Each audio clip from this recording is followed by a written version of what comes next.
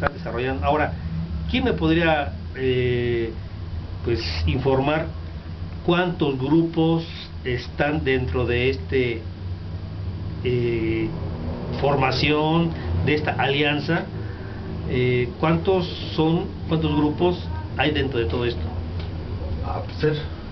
Bueno, aquí en Ecatepec conocemos mínimo 10 grupos. Sin embargo, a veces por los tiempos, por las actividades de cada uno, es difícil reunirnos todos y organizarnos para poder tener mayor impacto. Sin embargo, pues en este camino, que ya tenemos un poquito más de 11 años, hemos conocido y hemos también intentado hacer reuniones. En alguna ocasión llegamos a juntar 40 grupos, incluso con los del DF y algunos estados de la República, y sin embargo, a veces por las diferencias de pensamiento es difícil coordinar.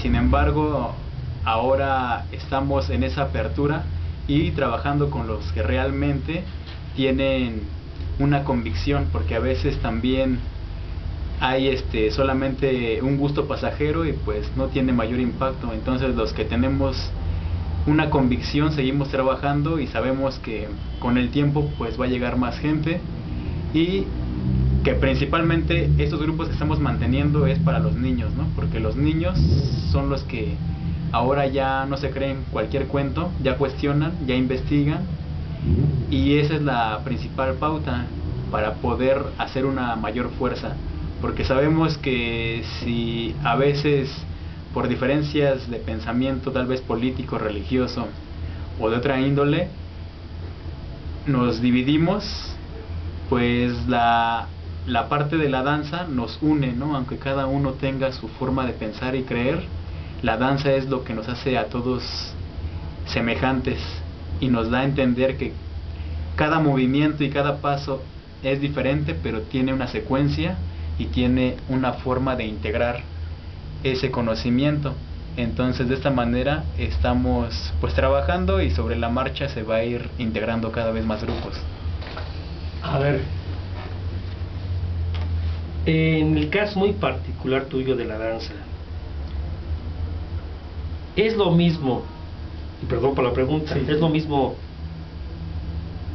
bailar en alguna fiesta? ¿Cuál es la diferencia entre bailar en una fiesta, X baile, a ir a danzar? ¿Y qué es lo que estás logrando o con qué te estás conectando? Muy buena pregunta. Pues nosotros concebimos, sí, la palabra bailar pues es un movimiento donde nos divertimos, donde disfrutamos algún ritmo. Sin embargo, la danza no solamente es movernos a un ritmo, sino es empezar a coordinar nuestra respiración, y lo que nuestros ancestros principalmente trabajaron, que fueron un pueblo conocido históricamente como un pueblo guerrero, pero más que guerreros y hacer guerra contra otros pueblos, era la guerra con uno mismo, la guerra para vencer sus defectos.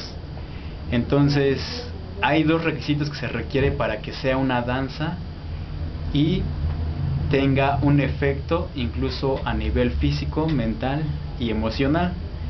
En este caso tenemos que tener una atención a lo que estamos haciendo. Cuando estamos atendiendo en aquí y ahora con nuestro cuerpo un movimiento y tenemos una intención, incluso tenemos testimonios de gente que ha llegado y ha sanado diferentes dolencias. Algunas principalmente son a veces de articulaciones, de músculos.